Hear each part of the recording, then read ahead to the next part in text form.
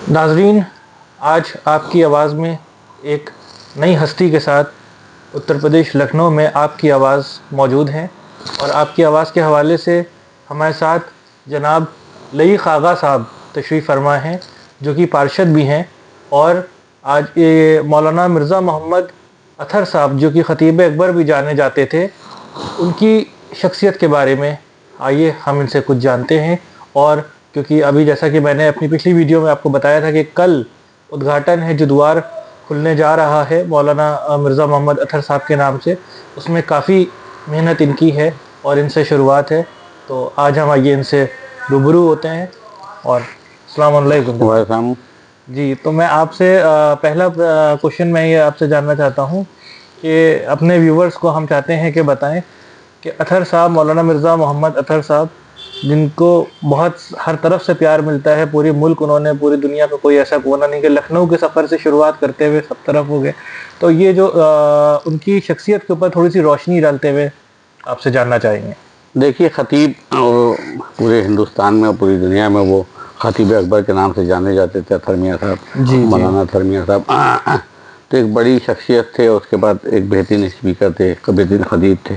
अपने मैसेज, अपनी मजलिसों के ज़रिए लोगों को मैसेज देते थे और लोग उस पर अमल करते थे और कामयाब भी होते थे। लोगों को उनकी जो मजलिसों से मैसेज मिलता था, लोग उस पर अमल भी करते थे। बेशक।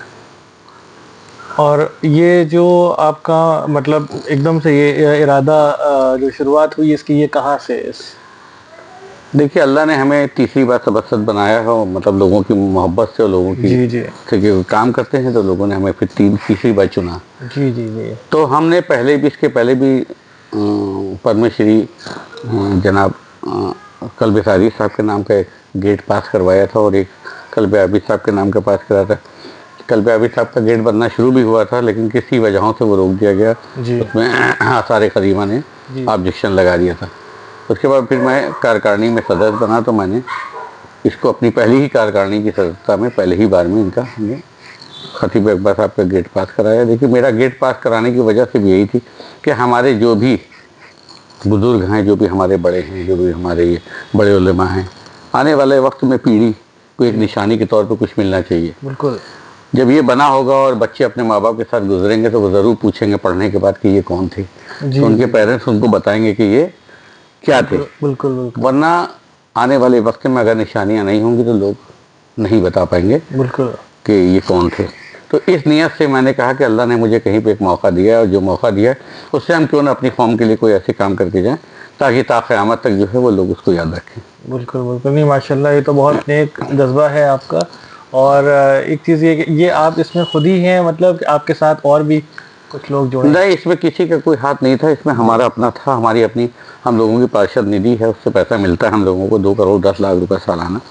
तो उसमें से मैंने अपने निधि से ही पैसा दे दिया था, और अपनी निधि से पैसा दे के इससे अपने ही जो मेरा काम सड़क बनाने का काम करता है अंकुर गुप्ता, उसको मैंने दिया था। अंकुर गुप्ता ने ये बेहतरीन एक काम करके गुजरात से आपको एक बहुत अच्छी बात बताया, बहुत खास बात सबसे बेहतरीन है कि जो आपने डिज़ाइनिंग देखी होगी, वो गुजरात से जनाब असलम साहब थे मिस्त्री, उनको हम लोगों ने बुलवाया था। वो बहुत ज़बरदस्त डिज़ाइनर हैं। तो उन्हीं ने ही ये डिज़ाइन पूरा, हम लोगों के कहने पे हमें ऐसा डिज़ाइन चाहिए, उन्हीं ने बना के दिया। और एक बेहतरीन गेट आज बन के तैयार हो गया, जिसका कल उद्घाटन है इंशाल्लाह। जिसको ब्रिजेश पाठक जी जो हैं, और महापौर जी सुषमा क्लाकवाल जी, और दानिश आज़ाद जी, नहीं दानिश, इन लोगों का तो मतलब ये लोग आएंगे, उद्घाटन करेंगे, नगरायुक्त होंगे और अपर नगरायुक्त वगैरह और अधिकारी होंगे, पब्लिक होगी, आवाम होगी, उसके बाद अंजुमन के लोग होंगे। तो उन लोगों की सरपरस्ती में सामने उसका उद्घाटन किया जाएगा और उस गेट को कौम के हवाले कर दिया जाएगा। बिल्कुल। नहीं, बहुत अच्छी बात है।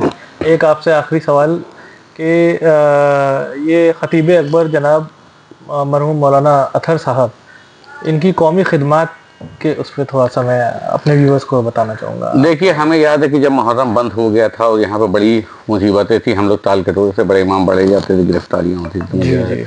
मरहूम मौलाना कल्ब आबिद साहब, मरहूम मौलाना अतहर साहब, हमीदुल हसन साहब, ये सारे मौलाना लोग खड़े होते थे, तो एक साथ खड़े होते थे। और एक साथ खड़े होके कौम को, आवाम को समझाते थे, हम लोग कौम को समझाते थे। कौम बड़े जज्बात में होती थी। लेकिन ये अगर ये तीनों आदमी जो खड़े होकर स्टेज पे रुकते थे, तो वहीं पे कौम रुक जाती थी। आगे नहीं बढ़ती थी। तो इन लोगों ने आज़ादारी के लिए भी बड़ी मेहनत की है। उसके बाद अपने मैसेजेस के ज़रिए भी इन लोगों ने बड़े काम किए हैं और आवाम तक पहुँचाएँ, कौम तक पहुँचाएँ। अच्छा, ये सबसे बड़ी बात ये थी कि ये सिर्फ शियों में ही फेमस नहीं थे, जी जी जी। ये अहले सुन्नतों में भी फेमस थे माशाल्लाह से, अहले सुन्नत भाइयों में भी और हिंदू भाइयों में भी फेमस है। यानी इनके फॉलोवर्स आपको सिर्फ शिया ही नहीं मिलेंगे, इनके फॉलोवर्स आपको हिंदू भी मिलेंगे और शिया भी मिलेंगे, सुन्नी भी मिलेंगे, किसी भी धर्म का लोग हों, चाहे वो आपके क्रिश्चियंस हो या पंजाबी हो, सब सब सिख भाई हों, सब इन लोगों के फॉलोवर्स मिलते हैं। और इनके कहे हुए स्पीच जो है वो आज भी लोग पढ़ते हैं और याद करते हैं और कहीं कहीं पे कोड भी करते हैं लोग, आपने देखा होगा।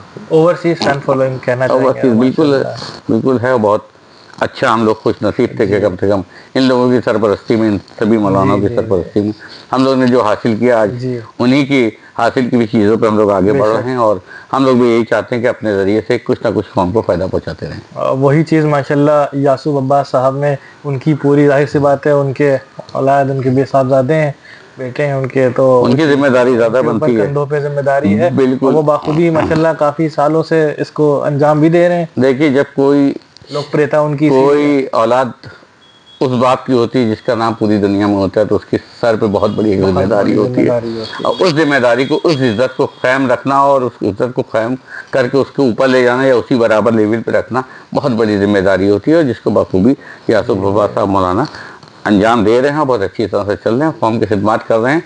और उनके पास कोई किसी भी काम के लिए जाता है और उसको वो ये नहीं देखते कि क्या काम है, वो फ़ौरन उसी वक्त, अगर फ़ोन के ज़रिए हो सकती है तो फ़ोन कर देते हैं, या अपने ज़रिए से किसी भी ज़रिए से होती है। और यही हम लोगों का भाई मौला का पैगाम भी है कि आप दूसरों की मदद कीजिए। सबसे बड़ी इबादत है दूसरों की मदद करना और दूसरों के लिए खड़ा होना, यही इबादत है। मरने के बाद यही आगे काम, दौलत और पैसा किसी के काम नहीं आता है, कुछ नहीं आता है। बहुत बहुत शुक्रिया जनाब, आपने अपना कीमती समय आपकी आवाज़ को दिया। और तो आप लोगों ने देखा नाज़रीन कि ये लई खाका साहब ने जो बातें बताई, और माशाल्लाह कितना नेक काम कल शुरू होने जा रहा है 4 दिसंबर को। और हमारे चैनल को ज़रूर सब्सक्राइब करें, नई वीडियोज़ आपके पास और आती रहेंगी लखनऊ से।